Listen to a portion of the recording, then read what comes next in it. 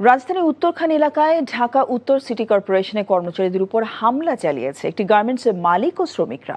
ঘটনার কারণ জানতে ও আহতদের দেখতে সেখানে গেলে উত্তরের প্রশাসক শফিকুল ইসলাম খান এবং স্থানীয় সংসদ সদস্য জাহাঙ্গীর হোসেনের উপর চড়াও হন গার্মেন্টস কর্মীরা। এসব ঘটনায় কমপক্ষে 10 জন আহত হয়েছেন। হামলার সাথে জড়িত সন্দেহে 4 জনকে আটক করেছে পুলিশ। বিস্তারিত নাজিবুর রহমানের রিপোর্টে। দায়িত্ব পালনের সময় ডিএনসিসি পরিচ্ছন্নতা কর্মীদের উপর হামলা চালায় স্থানীয় এক গার্মেন্টসের কর্মীরা। এতে গুরুতর আহত হয়েছেন 4 জন পরিচ্ছন্নতা কর্মী। খবর পেয়ে ঘটনাস্থলে যান প্রশাসক শফিকুল ইসলাম ও ঢাকা 18 আসনের সংসদ সদস্য জাহাঙ্গীর হোসেন। এ সময় হামলার কারণ জানতে চাইলে উত্তপ্ত পরিস্থিতি সৃষ্টি হয়। মারধর করছেন কেন? মারলেন কেন আপনারা? আপনি কি চার্জ করছেন না শুনতে চাচ্ছেন? চার্জ করতেছে আপনাকে। চার্জ করছি, এর আগে আপনাকে বলে গেছি কেন আপনি? হামলায় জড়িতদের আটক করার সময় বাধে বিপত্তি। উপস্থিত গার্মেন্টস কর্মী ও মালিকদের সহযোগীরা আবারও হামলার চেষ্টা করে। প্রশাসক ও সংসদ সদস্যদের লক্ষ্য করে ইট পাটকেল ছুটতে থাকে। হামলা করা হয় আইন শৃঙ্খলা বাহিনীর উপরও।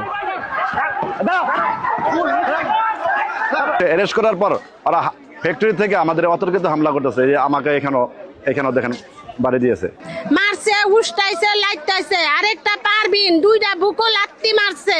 আমগো লোকের পিঠির উপরে পিস্তল ধরছে। তখন আমরা কি ঠিক তাই আমরা গেছি তারে মারছে। একটা মহিলা ভুলেও বাধ্য নেই স্যার, কিন্তু মার দিছে সবারই। ঠিক আছে স্যার, আমরা পরে মুঠোফোনে যোগাযোগ করা হলে এই ঘটনায় জড়িতদের ছাড় না দেওয়ার কথা জানান প্রশাসক শফিকুল ইসলাম খান। আমাদের পরিচ্ছন্নতা কর্মীদের উপর হুমকি ধমকি দিচ্ছিল। তো একটা পর্যায়ে আজকে তাদের গার্মেন্টসের শ্রমিক সহ নিজে উপস্থিত থেকে আমাদের 8 জন পরিচ্ছন্ন কর্মীকে তারা বেফারক পিটায়। এখনো তারা হসপিটালে ভর্তি আছে।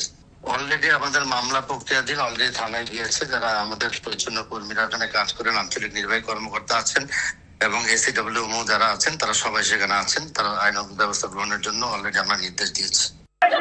কয়েক ঘন্টার চেষ্টায় পরিস্থিতি নিয়ন্ত্রণে আনে পুলিশ। আটক করা হয় 4 জনকে। Najibur Rahman, NTV news, Dhaka.